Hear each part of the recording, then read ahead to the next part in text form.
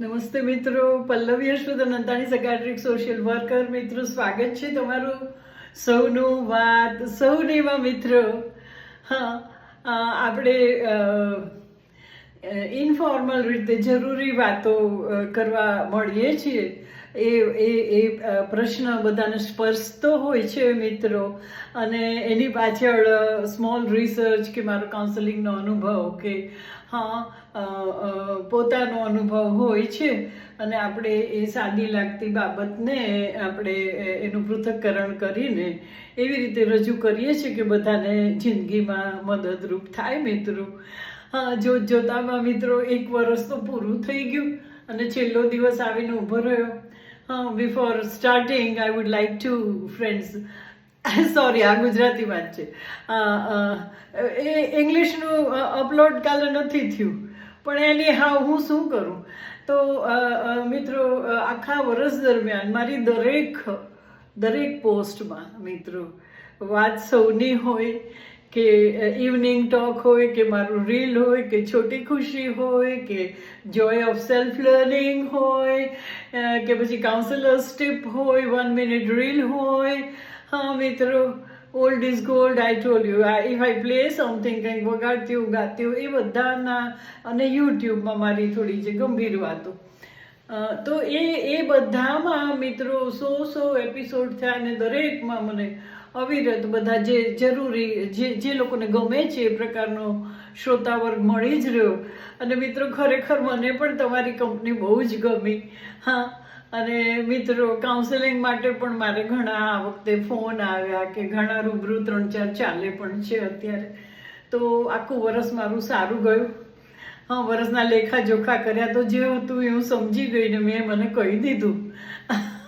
મિત્રો, તો આજ તો છેલ્લો દિવસ આવી ગયો, કાલથી નવું વર્ષ થશે. અને ઇવનિંગ ટોકમાં તો મારે મિત્રો લગભગ 5 વર્ષ પૂરા થશે. Every evening. આ બપોરમાં ઘણો ટાઈમ થઈ ગયો. મિત્રો, આજે એક ક્વિકલી મારે વાત કરવી હતી. કેસ સ્ટડી સાથે હતી ને, મનોદૈહિક મનોશારીરિક જે પ્રશ્નો થાય છે બાળકોમાં મોટામાં, એની મેં બહુ ડિટેલમાં વાત કરી છે મિત્રો. પણ આજે હું એક કેસ સ્ટડીના સંદર્ભમાં કહેવાની છું કે મિત્રો, ઘણીવાર એવું થાય કે અમુક જે માંદગી હોય ને એનો કોઈ શારીરિક આધાર ન હોય, એના માટે બધું શારીરિક ઇવેલ્યુએશન થઈ ગયું હોય, ડૉક્ટરના રિપોર્ટ નોર્મલ હોય, અને તો પણ એવું બનતું હોય ત્યારે બી અમારું કામ શરૂ થાય છે. તો મિત્રો, એવી રીતના ઘણી બધી વાતો છે, પણ હું વચ્ચે લાવું કે ન લાવું એવો વિચાર કરતી હોઉં છું, પણ તમને ગમશે. તો મિત્રો, એક બાળક અબાઉટ 3+, અને મિત્રો એને એવું થાય કે અમુક જ વખતે એની જીભ તોતડાય. બોલતા અમુક શબ્દો ગળી જાય, બિગિનિંગ કરવામાં મુશ્કેલી, વાક્યમાં પડે, જેને તોતડાવું કે એવું થાય. એને તરત સ્પીચ થેરાપિસ્ટ પાસે મોકલીને બધું ઇવેલ્યુએશન ને બધું કરાવ્યું, પછી પેલેટ ને બધું પણ એ લોકો જોવે છે એમ પણ બતાડ્યું, બધું સરસ હતું. પછી ઓબ્ઝર્વ કરતા ખબર પડી કે there are certain days અને certain time, અને અમુક પ્રસંગ જ્યારે બને ત્યારે એને આવું થતું હતું. એ જોતા ખબર પડી કે એક તો એને કંઈ નવો સબ્જેક્ટ શરૂ થાય ભણવાનો, નવો ટોપિક. સપોઝ મેથ્સમાં ભાગાકાર શરૂ થયા, 3+ નો નહીં હોય, મોટો છે, બીકોઝ આઈ એસોસિએટ ભાગાકાર ડિવિઝન. ત્યારે એને બહુ જ કંઈ અઘરું પડ્યું ને એ શરૂ થયું ને પછી ઘણી વખત પોતાની વાત એક્સપ્રેસ કરવાની હોય ત્યારે થાય, ઘરમાં કંઈ વર્ડ પડ્યું હોય ત્યારે થાય. ટૂંકમાં જ્યારે ડરે ને કે જે પરિસ્થિતિને અનુકૂળ ન થાય ત્યારે જ એને આવું થતું હતું. તો એ વખતમાં તો પછી છે ને એને ખોળામાં બેસાડીને સિક્યોરિટી આપીને કોન્ફિડન્સ આપીને કરવાથી ધીરે ધીરે એમાં ફેર પડી ગયો, અને વિધિન અ યર તો બહુ સરસ થઈ ગયો. તેમ છતાં એ આગલા વર્ષોમાં કોઈક વખત હચકાઈને હિપતાઈને એવું બોલતો હતો, પણ ધીરે ધીરે સરખું થઈ ગયું. આવી રીતે મિત્રો, એવું નથી, ઘણા મોટાને પણ હોય છે. અને એક નો મને અનુભવ છે, એને એવું કે મારી સાથે જ્યારે બોલે ને ત્યારે એને ખાસ કોઈ પ્રોબ્લેમ ન થાય, રિલેક્સ રહે. પણ અમુક મીટિંગમાં કે અમુક પોતાનું વાત એક્સપ્રેસ કરવાની ત્યારે પાછું શરૂ થાય. મને કે બેન ત્યારે થઈ ગયું.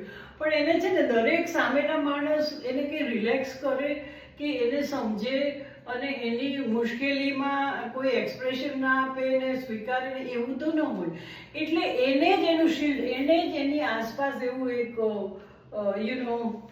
સિક્યોરિટી ઊભી કરવી પડે. એને એની આસપાસ જ પોતાની જાતે જ રિલેક્સ થવાની મેથડ ગોતવી પડે, એને શીખવાડવી પડે. અને પછી ડીપ બ્રીધિંગ કે પછી અમુક ગાવાની ઘણી બધી એક્સરસાઇઝ. આ લોકો ગાય તો બરાબર શકે, તો એ બધું કરવાથી લગભગ ફેર પડતો હોય છે. હા, અને એ વખતે તો પોતે જ પોતાની હેલ્પ કરવી પડે. આમાં તો નાના છોકરાઓને તો આપણે કરી શકીએ, પણ મોટાને એવું શીખવાડી દઈએ પછી એ રીતે જીવતા ને ધીરે ધીરે આમાંથી બહાર નીકળી જતા હોય છે. તો મિત્રો, એવા ઘણા પ્રશ્નો હોય છે, એનો આધાર શારીરિક નથી હોતો. એ કમ્પ્લીટ ખાતરી કર્યા પછી તમે કાઉન્સેલરની હેલ્પ લો અને ઓન ધ હોલ ફેમિલીનું, શિક્ષકોનું, એ પોતે ચાઇલ્ડનું કે પેશન્ટનું એ ઓબ્ઝર્વેશન કરીને એની લાઇન ઓફ ટ્રીટમેન્ટ બનાવે તો થોડાક વખત ચોક્કસ ફેર પડે છે. એવી રીતના આમાં કેવું હોય કે સ્કિન એલર્જી, પેટનું, અલ્સર, એસિડિટી, ઉબકા, આવું દરેકને એવું નથી હોતું. એમાં પેટમાં એન્ડોસ્કોપીને બધાના રિપોર્ટ નોર્મલ નીકળે. ડૉક્ટરે અમુક ટાઈમ તમને દવા આપી હોય પણ એની કાર્ય ન ફાવતી હોય ત્યાં તમને ડૉક્ટર જ કહે કે ભાઈ તમે ટેન્શનમાં બહુ આવી જાઓ છો, બેન જરાક તમે મળો આને. તો એ વખતે કાઉન્સેલિંગથી ફેર પડે છે. તો મિત્રો, પડ્યો અને અમને પણ આનંદ થાય છે. અને આમાં એવું છે કે this is a kind off process. એમાં ફૂલ સ્ટોપ નથી આવી જતું. પાછું આવે તો પાછા મળી જાય ને પાછું ઘણી વખત કે બેન પાછું એવી રીતના બેડ વેટિંગ ઘણું બધું આ છે ને તે સાયકોસોમેટિક હોય છે. અને એને પૂરી ખાતરી કરી હોય તો પછી અમારો રોલ શરૂ થાય છે ને અમને લોકોને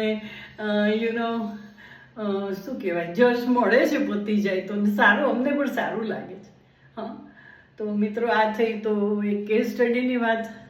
હા, હોપ ફેસબુક તો છે જ, પણ બધા ગ્રુપમાં જો જેટલી વધારે જાય ને મિત્રો, જેટલી વધારે ખબર પડે તો ઘણાને આવા નાના મોટા પ્રોબ્લેમ હોય ને. મને ઘણા એવું પૂછતા હોય છે, actually they don't have problem, એટલે એ લોકોના મતે.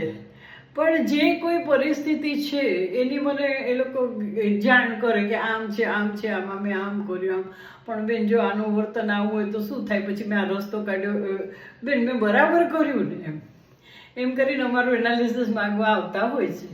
સારું લાગે છે કે ભાઈ એના સિવાય બીજા કોઈ રસ્તા હોય તો કહી શકાય. અને આ ઘણી વખત માણસો છે ને તે પોતાનું સેલ્ફ ઇવેલ્યુએશન નથી કરતા, પણ એની વાત ઉપરથી ખબર પડે કે એ બીજા પક્ષને જ જોઈને એની સાથે પોતાના ઇન્ટરેક્શનનું મૂલ્યાંકન નથી કરતા, તો ત્યારે એને સેજ લાલબત્તી ધરીને સમજાવવા પડે છે સારી રીતે. હા, એની રીત છે મિત્રો. હા, મને એક જણે પૂછ્યું હતું કે તમે એને શું કહ્યું. મેં કીધું એમાં એને કાનમાં શું કહ્યું એવું નથી, એની સાથે એટલા બધા પરિબળો છે. એને સાંભળ્યા, એનો સ્વીકાર કર્યો, એને પ્રત્યક્ષીકરણમાં ફેર કરાવ્યો, એને કેટલું બધું કરાવ્યું ત્યારે એ કન્વિન્સ થાય છે. ખાલી અમારે એક વાક્ય કહેવાથી નથી થતા. હા, તો મિત્રો, ધીસ ઇઝ ધ થિંગ. હા, આશા છે તમને ગમ્યું હશે મારો આ કેસ સ્ટડી. એવા ઘણા બધા છે, વચ્ચે વચ્ચે લેતી રહીશ મિત્રો. And welcome 2026 friend. હા, આપણે પણ કેલેન્ડરમાં તો માનીએ જ છીએ. મેં કાલે બહુ વાત કરી, એ બધાને ગમી છે. હા મિત્રો, મેં જે તહેવાર ને વારસો કંઈક જે મેં કાલે કહ્યું એ ઘણા લોકોને સારું લાગ્યું છે એનું એનાલિસિસ. ઘણાના મનમાં પણ આવું હોય છે ને સમ ઓફ દે એગ્રીડ કે આપણે જ આપણા છોકરાઓને પથદર્શક નથી બનતા. આપણે ધ્યાન રાખ્યું હોય ને આપણે અમુક રીતનું વાતાવરણ કર્યું હોય તો આખી પેઢી, આપણે પેરેન્ટ્સ છે ઘરમાં, જોઈન્ટ ફેમિલીમાં મામા કાકા કે ગમે તે, એ ધોઝ હુ આર એક્સપિરિયન્સ, એને કોઈક વખત આવું કામ કરવાનું છે મિત્રો. હા, તો નહીં તો આપણો સમાજ કેવી રીતે સરસ બનશે મિત્રો, જે આપણા મૂલ્યો જ નહીં આપીએ તો. અને એ ટેક્ટફુલી આપવાના છે. અમારા વખતે આમના એ બધું નથી હોતું, એ લોકોના વખતે આપણું કેવી રીતે આપવું એ પણ એક કળા છે. સમટાઈમ્સ આઈ ફીલ બે વસ્તુની મને વિચાર આવે છે. એક તો બીજા ટ્રેક ઉપર જાઉં છું.